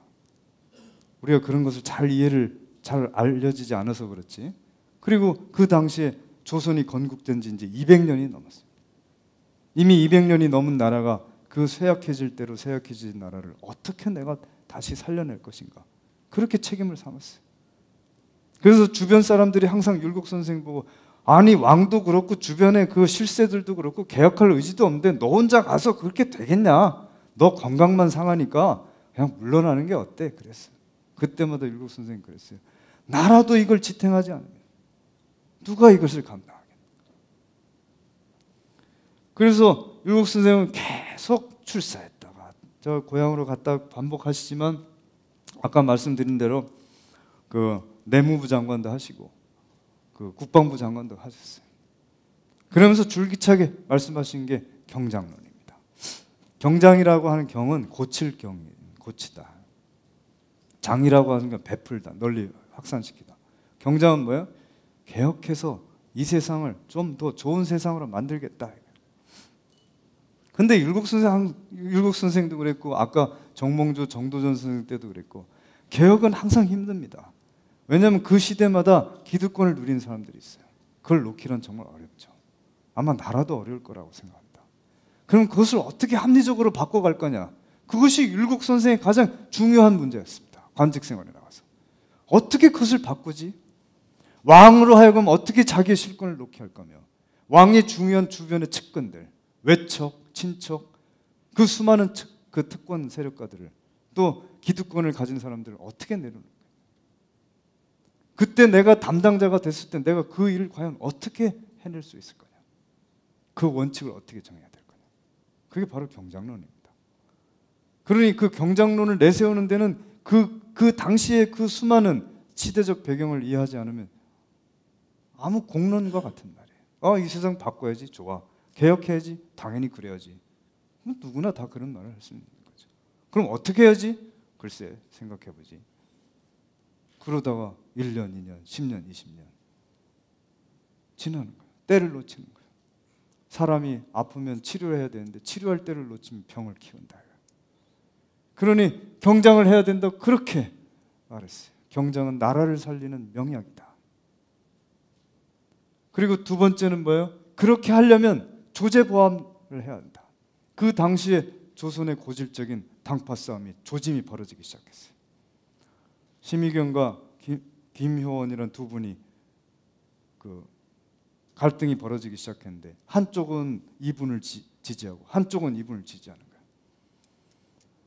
패거리가 나눠지기 시작했습니다. 이제 여기서 이제 누구든지 나한테 유리한 게 뭐지? 이렇게 생각하는 시속이 이제 잡혀지기 시작했어요. 줄을 내가 어디 대야 될까? 율곡 선생은 준연이 안 된다. 우리의 목표는 뭐냐? 여기에 나온 이유가 국가를 다시 경장해서 모든 백성들이 살기 좋은 세상을 만들자고 나왔는데, 그렇게 하려고 수십 년 동안 무허갑자 김해 울사사화를 거치면서 수많은 선배들이 당하고 이제 드디어 한번 해보려고 했는데 이 선비들끼리 또 싸워야 된다고? 바로 그것이 통탄할 일이었죠. 그래서 율곡 선생은 조제보암론을 들고 나왔습니다. 여러분들이 약국 가면 조제실이 있죠? 조제가 뭐예요? 조는 고르게 하다, 균평하게 하다, 이런 뜻이에요.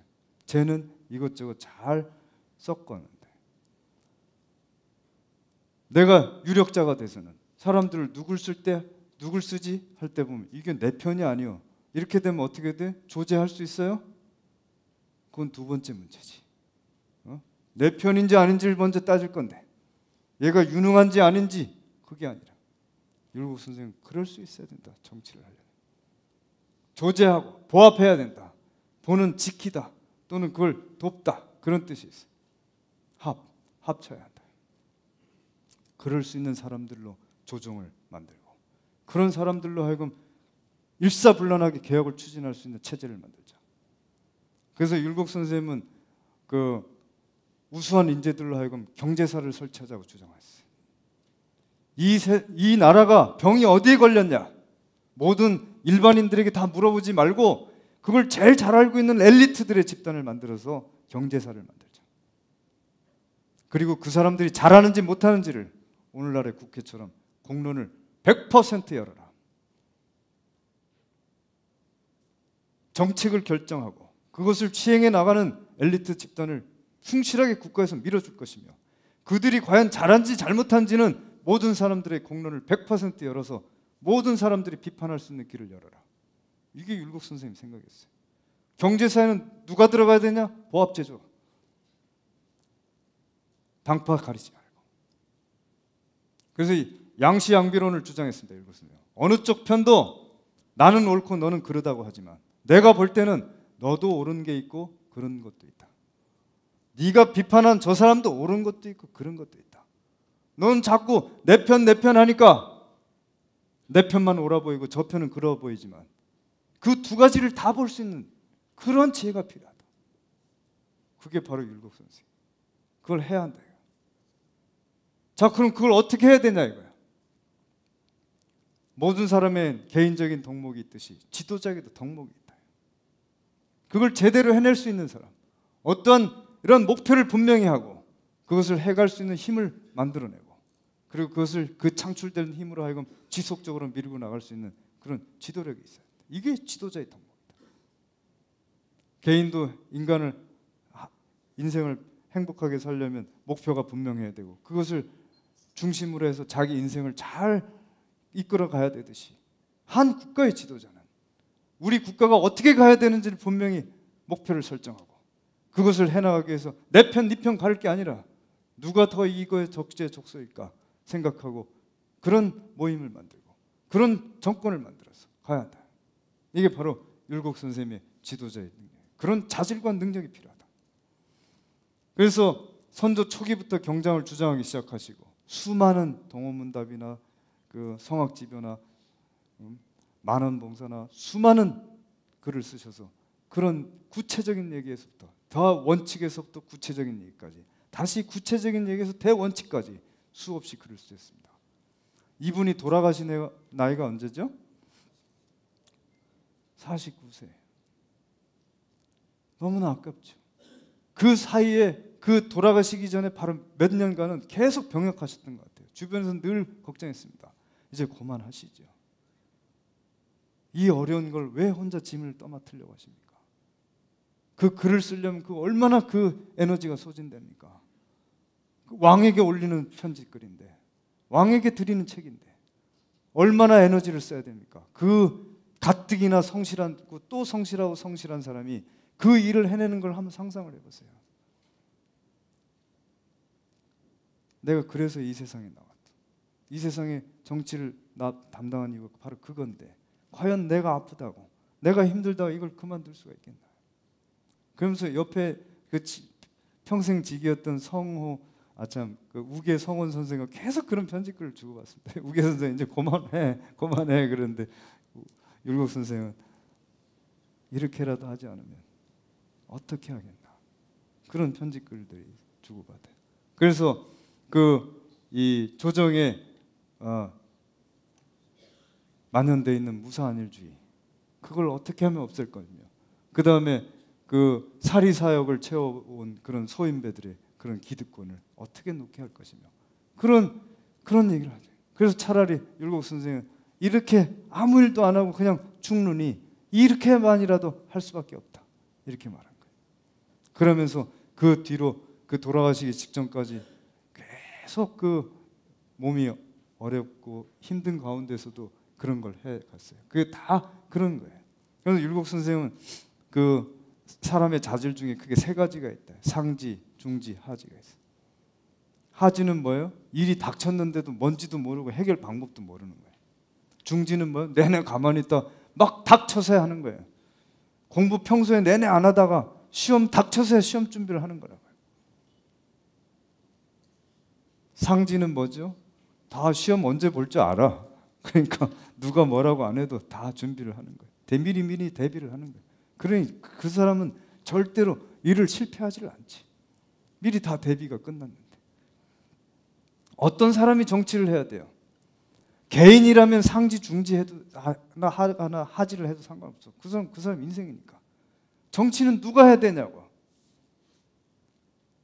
하지나 중지가 안 되는 거죠. 그걸 내 편 네 편 가려서 상지를 제거한다면 그거야말로 그처럼 어리석은 짓이 어디 있어. 그러니 그런 사람에게 인재를 맡겨서 해야 된다. 그래서 이 경장론의 문제는 뭐냐? 아까 정몽주 선생과 정도전 선생 한 것처럼 점진적으로 해야 된다. 확 일시적으로 바꾸면 단기간의 효과는 나지만 장구한 효과를 기대할 수가 없다. 두 번째는 뭐예요? 인재를 분명히 알도록 하라. 나의 호호와 나의 그 신과 불신, 믿고 못 믿고가 아니라 그가 과연 그 일을 해낼 수 있느냐, 인재를 보고하라. 그리고 정치적인 화합이 필요하다. 그렇게 해낼 수 있는 경장, 그 다음에 그걸 해내기 위해서 지도자들은 학과 덕을 닦는데 게을리해서는 안 된다. 취미 삼아서 해서는 안 된다. 그것은 너의 인생을 어떻게 사느냐는 문제가 아니다. 바로 백성들의 안위가 달린 문제다. 그래서 학덕과 정치 일치, 이걸 계속 주장하는 거예요. 그래서 그러한 관계로 율곡 선생은 선양민 후교화라는 캐치프레이즈를 걸었습니다. 아까 제가 말씀드린 대로 인간이 인간답지 못하게 사는 것은 뭐야? 인간답지 못하는 세상이 속에서 살기 때문이에요. 그래서 본의 아니게 실수도 하고 나쁜 짓도 하는 건데 그걸 개인의 책임으로만 묻는 것은 정치인의 도리가 아니다. 바로 그런 세상을 만들 수 있게 하는 것. 그래서 선양민, 먼저 백성들이 인간답게 살 수 있는 세상을 만들도록 불철주야 노력하라. 그 다음에 후교화. 그리고 나서 그가 어떻게 살 건지를 내비두는 것이 아니라 과연 인간답게 사는 게 어떤 건지를 알려줘라. 좋은 음악을 듣고 그런 걸 좋아하고 좋은 경치를 보고 좋은 책을 읽고 좋은 시를 읽으면서 좋은 사람과 어울려서 좋은 오후의 한때를 보내고 그런 인생을 살 수 있도록 보여줘라. 그런 것도 알려주지 않고 너 왜 그렇게 못 사니? 사는 것도 지금 힘들어 죽겠는데. 그걸 개개인의 책임을 묻는 것은 국가의 도리가 아니다. 개인이 국가를 위해서 있는 게 아니다. 국가가 개인을 위해서 있는 거다.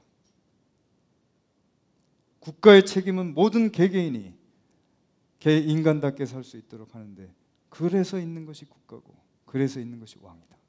이런 일관된 주장을 하셨던 겁니다.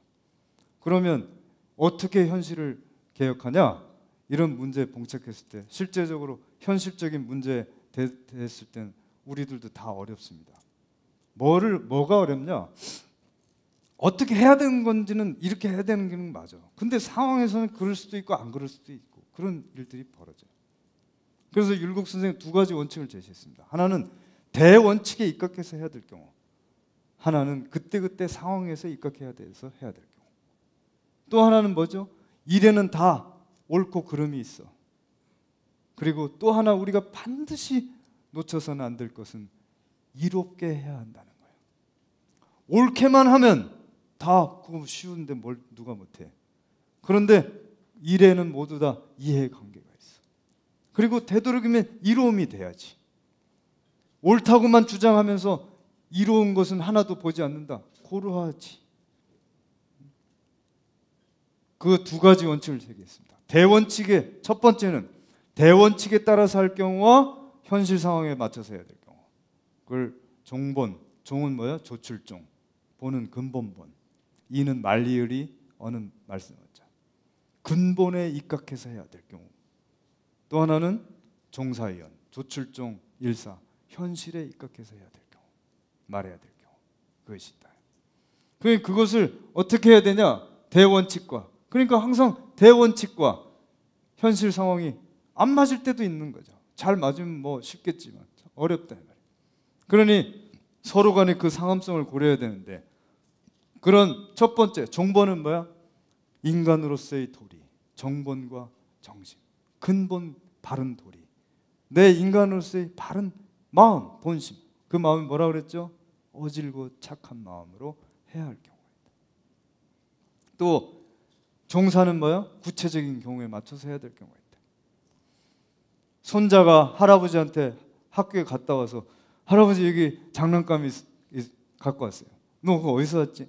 가져왔지? 아 글쎄 학교 앞에 문방구 아저씨가 타는 사이에 싹 가져왔죠. 어떻게 해야 되냐?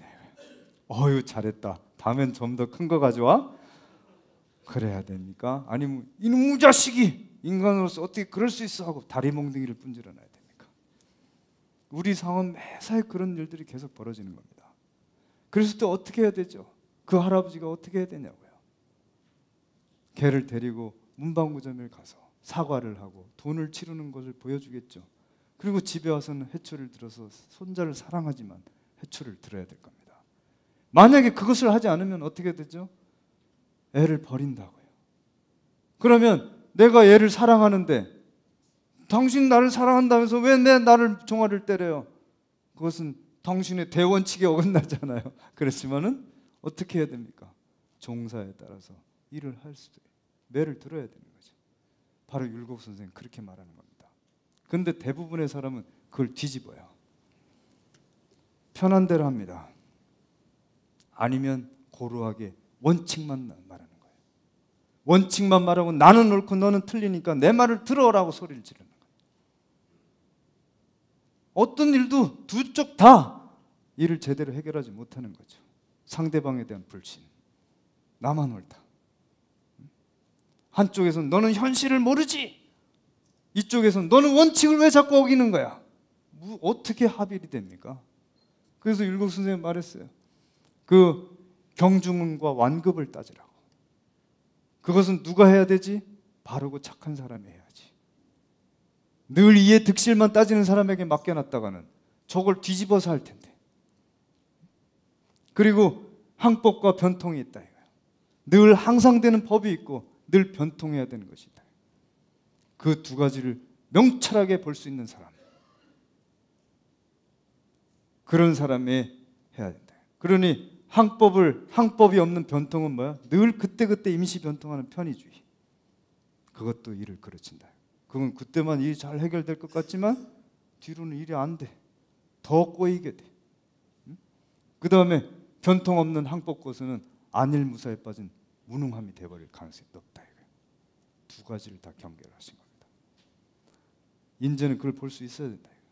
둘째는 옳음과 이로움이 두 가지가 항상 갈등 관계예요. 아, 이걸 하면 나한테 옳겠는데, 나한테 이롭겠는데, 그런 일이야. 아니, 이렇게 하면 나한테는 손해가 나는데 옳은 일이야. 이거 내가 어떻게 해야 되냐. 이 세상에 혼탁하면 어떻게 돼요? 이걸 뒤집는 사람들이 득세를 하는 겁니다. 나한테 이로운 것만을 따지는 거예요. 옳고 그름은 두 번째로 따지는 거예요. 이 세상이 잘 되려면 어떻게 돼요? 옳고 그름을 먼저 따지는 사람이 잘 돼야죠. 그런 사람이 존경받아야 되죠. 두 가지 원칙이 그렇다 이거야. 하나는 진리에서 병립할 수 없는 것은 시비지. 그렇지? 한쪽이 시면 한쪽이 비 아니에요. 두 개 다 같이 존재할 수는 없어. 현실 상황에서는 어떻게 이로움과 해로움이 같이 존재할 수 없어. 한쪽이 이로우면 한쪽이 어떤 해로운 거지. 자, 이걸 그럼 어떻게 해야 되나? 이해에 급급하면 시비를 돌아보질 않아. 시비에 급급하면 이로움을 따지지 않아. 이롭고 해로움을 따지지 않아. 개인적인 입장에서는 이로움과 해로움을 따지지 않을 수 있지만 남이 애비애미가 돼서 가장이 돼서 이로움과 해로움을 가리지 않으면 자기 집 애들이 굶주리면 그게 잘하는 거예요? 아니, 그것 정도도 그렇다 치자. 국가의 백성들이 그렇다면 그게 잘하는 거냐고. 나는 아무리 옳다고 하지만 또 한편으로는 옳은 것만 추구해서 국가의 부국강병만 추구해서 옳음을 돌아보지 않는다면 우리가 왜 구태연 나치나 일본에 대해서 일제에 대해서 그토록 비판을 가하는 거예요? 자기네 나라 잘 되게 하려고 했다. 어쩔래? 뭐라고 말할 거예요? 우리 그래 대동아 공영권이란 정의론 내세워서 이렇게 하려고 했다. 어떻게 말할 거예요? 자, 이제 우리가 나가야 될 방책이 뭐냐? 두 가지다. 두 가지를 다 상황관계로 대대관계로 볼 수 있어야 된다. 대대관계가 뭐냐? 음양관계인 거예요. 음양이 우리 잘못 알려진 것은 서로 대립관계로 알려져 있지만 그렇지 않아. 아니, 햇볕이 없는 그늘이 어디 있어요? 그래 안 그래? 그늘이 없는 햇볕이 어디 있어? 그것은 이게 있어야 있는 거지. 그래 안 그래? 어? 그늘이 있어야 빛이라는 것도 뭐 있는 걸 아는 거지. 그늘이 빛이 있어야 그늘도 있는 거지. 그런 걸 대대관계라고 해요. 그건 갈등 관계가 아니야. 그걸 잘 모르는 사람들이 자꾸 갈등 관계로 생각하면 서로 간의 장단점을 모르는 거죠. 서로 간의 장점이 있어서 서로 간의 그런 대대관계로 만들어 가야 되는데 바로 두 가지가 그렇다 이거야. 옳고 그름, 그 다음에 이로움과 해로움은 대대관계다 이거야. 이게 율곡 선생의 장처예요. 그 전에는 어떻게 돼 있어요? 그 부당한 권력에 맞서기 위해서 무조건 싸워야만 했어요. 그래서 옳고 그름이 우선이었어. 그러나 이제는 퇴계 선생을 지나고 나서 선비들의 시대가 왔으니 이제는 어떻게 돼야 돼? 옳고 그름의 소재도 봐야 된다 이거야. 이로움과 해로움의 소재도 봐야 된다. 그것이 현명한 거다. 그 길을 해나가는 거. 그래서 핵심적인 것을 율곡 선생의 경장론의 핵심을 정리하면요, 득중합이라고 할 수 있습니다. 득중은 뭐야? 얻을 뜰 가운데 중. 중은 뭐야? 내 마음에 어진 마음. 내 마음에 착한 마음. 그걸 어때? 합이. 합할합, 의는 마땅할 의자예요. 시대 상황에 마땅하게 해야 한다. 이 테이블의 가운데는 어디죠? 중은 여기잖아요. 이 방의 중은 어디죠? 여기를 고집하면 되겠습니까? 저기지요. 이 국회의사당의 중간은 어디냐고요? 저기 어디쯤이겠죠. 서울의 중간은 어디고, 국가의 중간은 어디고, 전 세계 중간은 어디냐. 왜 내 입장만 옳다고 그러냐 이거예요. 이게 합의입니다. 이 시대와 상황에 맞춰서 옳음의 소재가 어디 있는지를 볼 수 있게 하려면 어떻게 된다고? 먼저 득중해야 한다고. 득중이 뭐죠? 내 어질고 착한 마음으로 돌아가라. 나의 이해 소재만 자꾸 따질 때는 중이 여러 군데가 있게 되고 합의를 이룰 수가 없죠. 율곡 선생의 경정론은 득중합의입니다. 어질고 바른 사람에 의해서 상황의 현실 논리를 명철하게 꿰뚫고 합의해서 추진해갈 수 있는, 보합 제조할 수 있는 사람, 그런 방책, 그것만이 조선을 구할 수 있다. 이게 율곡 선생의 학술이고 정치고 평생의 비전이었고, 이 우리들 후손을 위해서 자기 인생을 헌신하신 겁니다. 그러니 율곡 선생은 앞으로 여러분들이 어디를 가든, 전 세계 어디를 가든 율곡 선생, 퇴계 선생 자랑하세요. 우리는 그런 민족의 후손이라고. 우리는 그런 분들을 길러냈다고. 니네가 부국병 강병을 추구할 때 우리는 그런 분들을 길러냈고 그런 문화를 만들기 위해서 애쓴 민족이라고. 그래서 저는 21세기가 되면 한국은 분명히 잘 살 거라고 합니다. 그동안 19, 20세기 정말 못 살았죠. 저렇게 하느라고. 남 다 빼앗고 힘이 지배하는 제국주의 시대에 우리는 못 살았어요. 그러나 21세기는 다릅니다. 이제 힘이 지배하는 세계는 더 이상 용납될 수 없습니다. 우리의 철학, 우리의 문화, 우리의 정신 반드시 높게 평가될 때가 올 거고, 그것 때문에 우리 후손들은 훨씬 잘 살게 될 시대가 올 거라고 저는 생각합니다. 감사합니다.